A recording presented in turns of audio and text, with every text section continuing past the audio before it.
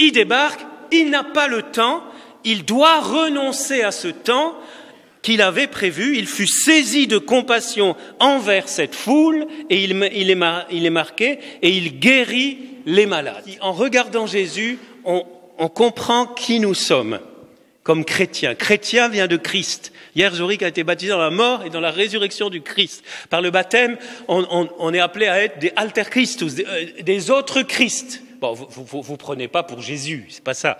Mais le Christ qui habite en nous, notre modèle, c'est ni, je vais peut-être vous choquer, mais notre modèle, c'est ni un saint, ni une personne, ni un prédicateur, ni notre modèle, notre unique modèle, c'est Jésus. Jésus. Et donc ce qu'on voit en lui, c'est pour nous.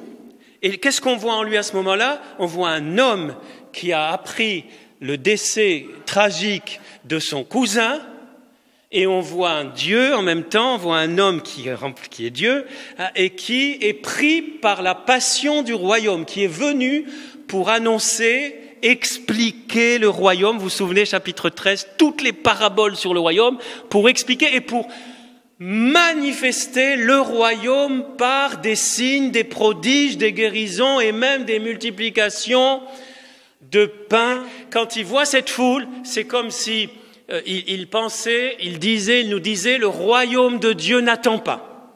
Là, il y a des âmes qui ont soif. Et je dois m'oublier moi-même et me donner pour ces gens et leur donner à manger. Voilà, et d'ailleurs, il va les enseigner, il va leur donner à manger la parole de Dieu. 5 pains, 2 poissons, donnez-leur vous-même à manger. Là encore, nous avons Jésus qui pense aux choses très concrètes. Il va les enseigner sur le royaume, mais c'est pas il plane pas dans les nuages, il pense aux gens, ils ont faim, il va leur donner à manger. Mais il va vouloir associer ses apôtres, c'est-à-dire nous, ses disciples, pour nous dire, maintenant, à vous. Je suis là, mais à vous de leur donner à manger. Et de leur donner à manger comme des disciples, c'est-à-dire avec moi, c'est-à-dire en me laissant intervenir. Vous faites le travail, voilà, vous faites une bonne partie du travail, mais moi je suis avec vous et je vais multiplier. Et là, vous savez, à la fois sur ces deux parties de l'évangile, la mort de Jean-Baptiste, le changement de programme de Jésus parce que pris de compassion, vraiment homme, il pleure son cousin, vraiment Dieu, il a pitié de ces gens et il les guérit, il fait des miracles, il va jusque faire des miracles de multiplication de pain.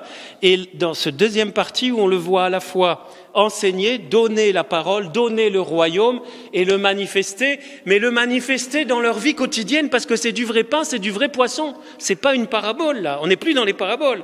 Donc vous voyez Jésus qui s'intéresse, Jésus qui rejoint l'homme dans sa réalité la plus concrète. Eh bien c'est exactement notre vocation. Nous sommes à la fois, alors nous ne sommes pas Dieu, mais nous sommes enfants de Dieu par adoption en Jésus.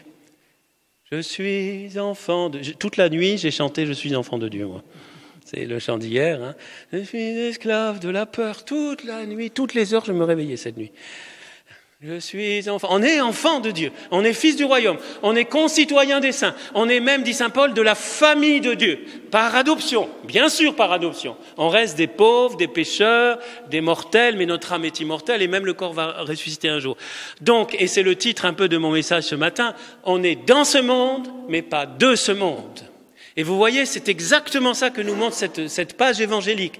Et c'est pas facile pour nous. C'est une tension. C'est une tension. C'est même un combat, ça ne peut pas se faire sans heurts, il y a comme un déchirement, il y a comme une certaine crucifixion, car on est à la fois dans ce monde, mais passants et pèlerins, on est à la fois bien en impastati, on dit en italien, on est dans la patte de ce monde, on est solidaire des autres, on n'est pas meilleur que les non-chrétiens, c'est pas parce qu'on est baptisé qu'on est meilleur, mais on porte en nous un trésor dans des vases d'argile, on porte un royaume que les gens attendent. Ceux qui le connaissent pas, ils attendent sans le savoir, ils ont faim, et donc on a une responsabilité, donnez-leur vous-même à manger. Et vous voyez, on est en permanence, tous les jours, quelque part, à plusieurs moments de la journée, on se retrouve comme ça entre deux citoyennetés, d'une certaine façon, mais notre vraie citoyenneté, notre cité se trouve dans les cieux.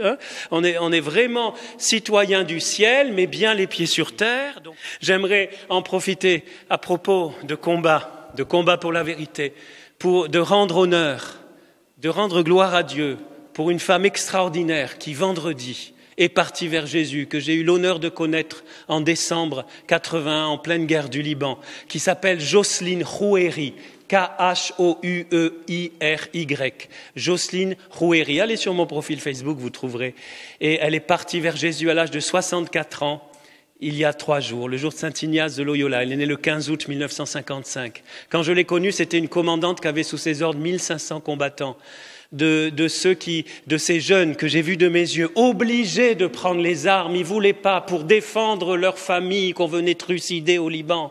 Ils étaient obligés, ils pleuraient d'avoir, je me souviens encore, un Noël 81 où ils pleuraient en disant peut-être j'ai tué quelqu'un, mais ils ne voulaient pas, mais ils étaient obligés, sinon c'était toute leur famille massacrée. Ça s'appelle la légitime défense. Jean-Paul II a même dit un jour en Autriche, si je me trompe pas, que dans ces cas-là, le chrétien a le devoir de prendre les armes pour défendre ses proches. Et Jocelyne, après, en 86, est passée à un combat non violent, et notamment le combat pour la dignité de la femme. Elle a fondé un centre Jean-Paul II, etc. Et ce matin, j'ai un père qui l'a accompagné jusqu'au bout, m'a envoyé un message. C'est une femme absolument extraordinaire. Vous savez, une combattante du bon Dieu. Alors, au début, elle a combattu par les armes parce qu'elle était obligée, mais après, elle est devenue combattante avec d'autres armes. Ça, c'est un exemple. Je vous encourage, je n'ai pas le temps de vous raconter sa vie. Allez voir sur Internet, allez. Voyez, ça, c'est des exemples pour nous, et chacun à notre niveau. Je finirai par cela. Voyez, chacun à notre niveau. Aïe, aïe, aïe, mais je parle beaucoup ce matin. Chacun à notre niveau, nous pouvons combattre avec là où nous sommes. Nous pouvons faire avancer le royaume. Nous pouvons laisser Jésus multiplier les 5 pains et les 2 poissons, comme le disait hier le père Robert Vrona à l'occasion du baptême de Jorik. Nous pouvons, si nous donnons nos 5 pains, nos 2 poissons à chaque offertoire, rappelez-vous de cela, chaque offertoire, l'offertoire de la messe, c'est un moment extraordinaire. Il est souvent passé un peu rapidement, où on offre notre vie, on offre nos petits talents, on offre ce qu'on a, et on dit Seigneur, multiplie, le Saint-Esprit descend sur le pain, le vin, et descend sur nous, et il va multiplier. Et vous savez, sans rêver peut-être de grandes choses, c'est dans les petites choses de tous les jours que le royaume avance. Imaginez que tous les baptisés fassent ça. Waouh! Le monde y change en une semaine maximum. Une semaine maximum. Impressionnant. Demandons au Seigneur qu'il nous réveille encore tous, chaque jour,